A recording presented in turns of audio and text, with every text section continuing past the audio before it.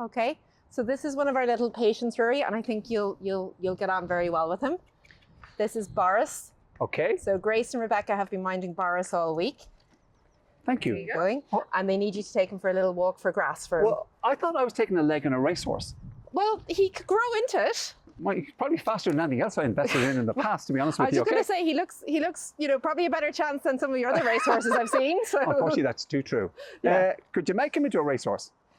Probably not. Probably not. Okay. No. Boris is one of the ponies that we have here from My Lovely Horse Rescue. Yeah. So we kind of have a scheme whereby we help them out by castrating any of the colts that they get in. So obviously makes them more appropriate for rehoming that way. But it's a kind of really good situation for us as well, because the students can be really hands-on with this case. So under supervision, the girls actually did the surgery themselves with us helping. And as I say, they've been minding him all week. So they've had a lots of hands-on experience with managing, he's not the biggest in the world, but equally he hasn't got a lot of manners. So I've got a dog at home bigger than this horse. I mean, what actual size is he?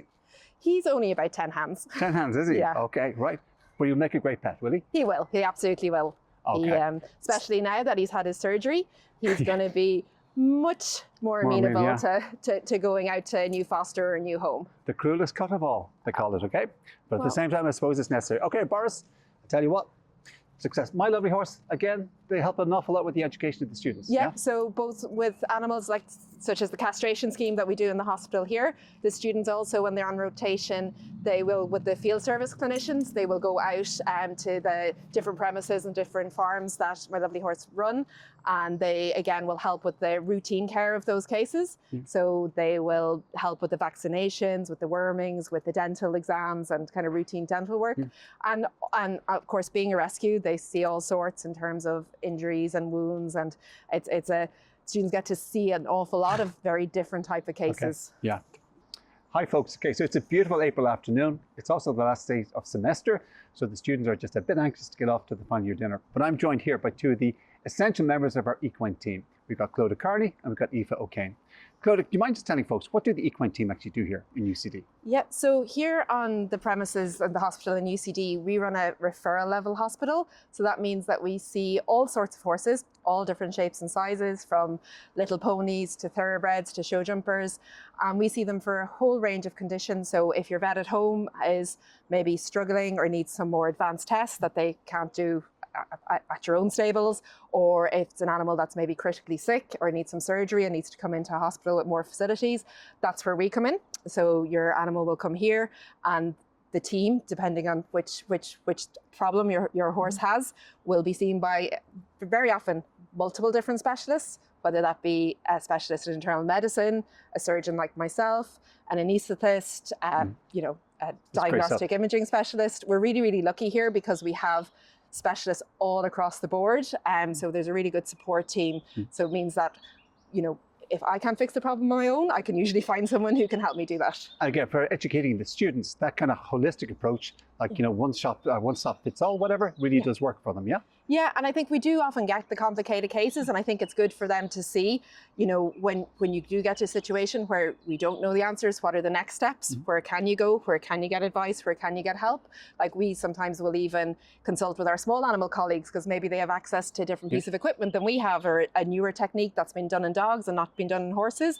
And through that kind of collaboration, we're often able to do things maybe a little bit outside the box, but to try and get the best result we can for our patients. And any particular interest of your own when it comes to surgery? Yeah, so I would, because my own research is sort of towards musculoskeletal and joint problems, I would see a lot of horses for arthroscopy, which is keyhole surgery, where we put little cameras into joints and we look for problems. Maybe we already know there's some problems there, or that we're going in to try and fix a particular problem, or just try and figure out how bad things are and what we might need to do rehab-wise to try and get that animal back in work. Yeah. Because the end result, of course, is of vital importance to the owner and obviously to the patient as well. You also sometimes go to Tullyrain to take the students with you again? Yeah, so that's a collaboration we've had running for about 8 years now, whereby about every fortnight I'll go up with some students and I'll consult for some cases up there. And we also often do some elective surgical procedures there. Nothing as advanced as we might do down here, but it's a really nice link. It also means that we can follow up. So some of the horses that maybe have been here for more advanced surgery or that have been, very sick and in critical care, we are able to, and the students are able to see them, a couple of weeks down the line, a couple of months down the line, and follow their rehab and their recovery. And that's something I really enjoy, because sometimes being in the referral hospital, you only see them at the moment of the, when things are very bad or when they're very sick. They go home again and back to the care of the referring vets. So that's been a really nice addition for me personally, and I think it's for the students as well. Okay, so on the rare occasion that I'm here late at night or at the weekend, I'm fed up tripping over you or John Mark or Peter Brama or Aoife, whoever it might be. Yeah. It doesn't seem to be the best discipline in the world for having a balanced life, is it? Monday to Friday? Look, I know. I mean, we all would love it if horses maybe only got sick 9 to 5, but like any medical profession, that's just not the reality. I'm not going to say it's, always the best thing in the world to get called out of your bed at 3 in the morning. But again, here we're pretty lucky, even if I'm not feeling very enthusiastic initially, I come in, I've got a team of really enthusiastic interns and residents. And because they're training to be specialists, they're so enthusiastic for any experience and all experiences they have. We have the students here as well. Again, even in the middle of the night, they're here, they're wanting to learn, they're wanting to see what's going on. So, I have no choice but to meet their enthusiasm on those occasions, which makes it so much easier for me. Totally, whatever. And then Aoife, you're obviously the scientist, the technical backup for the teaching, the clinical research, whatever. Just give the folks an idea of what it is you do. Yeah, so I'm supporting the research for the Equine Clinical Studies Department, Diagnostic Imaging, thank you very much, and Anaesthesia as well. My background is equine science. I did a master's in immunology, and I've also worked in kind of clinical laboratories and research environments. So it all kind of came together for this job. A lot of the research work I'm doing at the moment are with equine. So at the minute we're lab-based, doing a few ELISAs for one of the residents' projects. Some of it's field work. So I was in Connemara with our repro resident Aurora as well for research on obesity in Connemara ponies. We've done some other stuff about gastric ulcers as well, but one of our internal medicine residents. So yeah, it's very varied. So the clinicians come to you with an idea, or the residents, this is my research project, and you just have to adapt and help facilitate that? Do my best, yeah. Do your best. I think you do it very well. It's a collaborative effort. It definitely is a collaborative effort. We always end up in Clodagh's office, so we make it collaborative. But yeah, no, for me, it's super interesting. There's so many different projects going on across all of the different specialist disciplines as well. So I get to see quite a lot, and yeah, really enjoy it. And future kind of studies you think you might get involved in? Don't know. I really don't know. It's day to day, whatever Clodagh comes up with next, really. No, no, it is variable. It's kind of whatever project's going on. I'm more than happy to hear about it and get involved. But I think there is so much we can do. Yeah, and we're keen to do it. Okay, folks, as you can see, equine medicine, equine surgery is difficult. Also equine reproduction. It's a 24/7 job.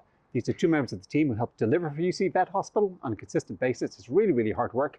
But the work you do is incredibly valuable for A, clinical research, B, the education, and of course the patients that you treat and their owners as well. So really big kind of shout out to both of you and to all the team, whatever.